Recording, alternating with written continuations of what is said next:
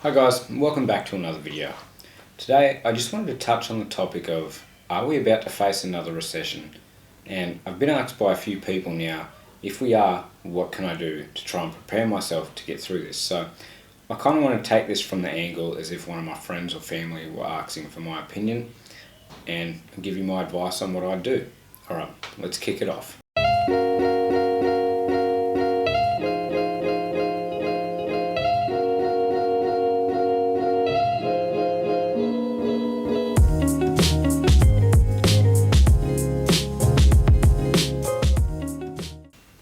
So what exactly is a recession? Well, a recession is defined as any 2 quarters of negative growth.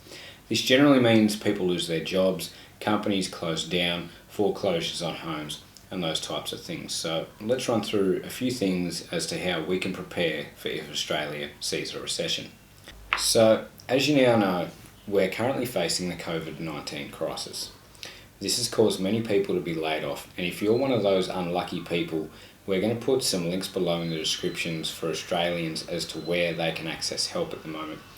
There's probably help and packages regardless of what country you're in, but you'll have to find that for yourself if you're outside of Australia. Now I know none of this is going to be straight away, but it still helps to apply for the process so that you can get there sooner and help pay for those minimum things that you need, such as food, water and shelter. So our next step is going to be selling unnecessary items that you've got. I'm sure if you're like me, you've brought some unnecessary things in your time. So go through your stuff. Could be musical instruments, could be technology, iPads, Xboxes, extra laptops, things laying around the house that you don't need. There's a huge list of websites out there like Gumtree, eBay, Facebook Marketplace, and all these kinds of things where you can try and sell those goods to generate some capital for yourself during this time.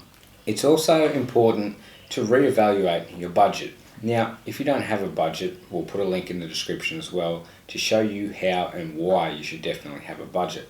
Right now, you're going to want to cut back on anything that is not essential. So that could be subscription services for music, YouTube, Netflix, cable TV, anything like that that you don't need.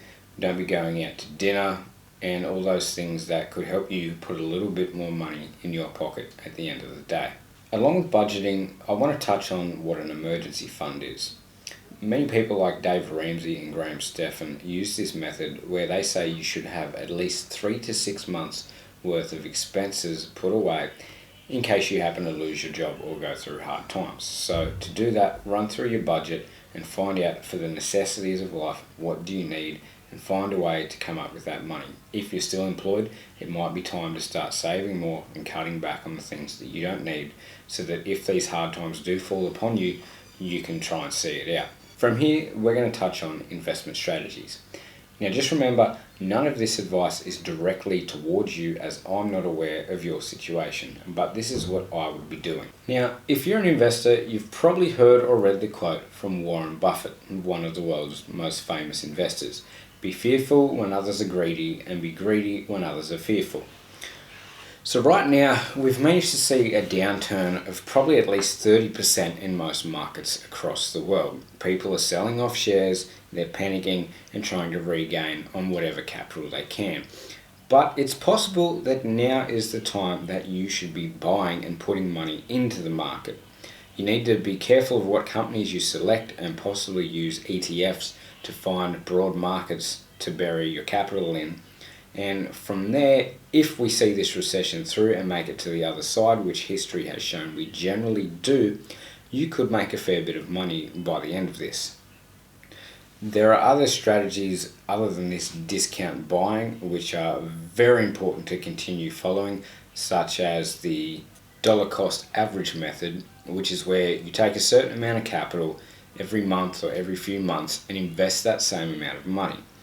This then helps negotiate any price waves being up or down, and you continually are putting money in the market. However, I want to stress that if you don't have the emergency situations in place of the 3 to 6 months worth of your living expenses, investing should be the last thing on your mind. After all, you want to be able to eat and have somewhere to sleep with a roof over your head in case the recession comes through. So let's dive further now into what are the signs of a recession. So let's discuss some of the most common signs of a recession. First up, an inverted yield curve. Now, to understand this, we need to understand the definition of a yield curve. So in finance, the yield curve is a curve showing several yields to maturity or interest rates across different contract lengths for a similar debt contract. The curve shows the relation between the interest rate and the time to maturity, known as the term, of the debt for a given borrower in a given currency.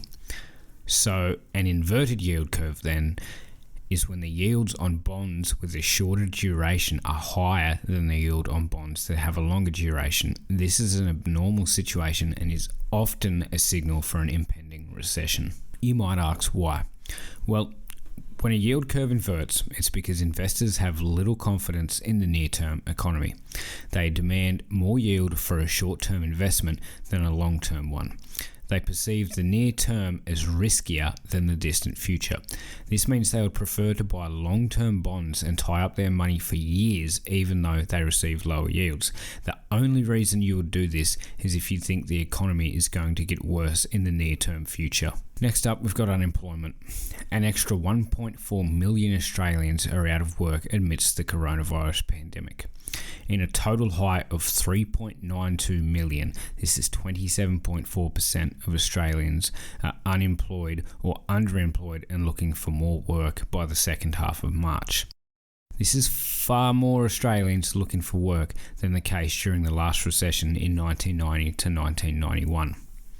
This means that we're seeing more and more pressure put on Centrelink and our governments to assist our people. Corporate profits. If you've taken any notice of either the American S&P Standards & Poor 500 or Australia's ASX 200, you'll notice both of them are down significantly. This is both due from the trade war we saw towards the end of last year and from the COVID-19 outbreak crashing the world economy. This is still causing sluggish growth and downturns in economies today. And our last point of reference for this section is gold. The price of gold has soared by more than 20% in the last few months. This is because gold is known as a safe haven investment in uncertain times, meaning that people are selling out of their stocks and bonds and placing this into physical gold bars and ETFs of gold. Now, all in all, this could and hopefully is just speculation of signs for a recession to hit. But one thing is certain in these times, and that is that these are strange new times ahead for our economy and anything is possible. Alright guys, well as always, thanks again for watching this video. Please do subscribe, leave us a comment and a like. And you may have noticed we've had a bit of a name change around here and we're now going by the Financial Strength Project. You can find our podcast in the links below as well as all of our social media platforms where we are. Alright, until the next one guys, thank you.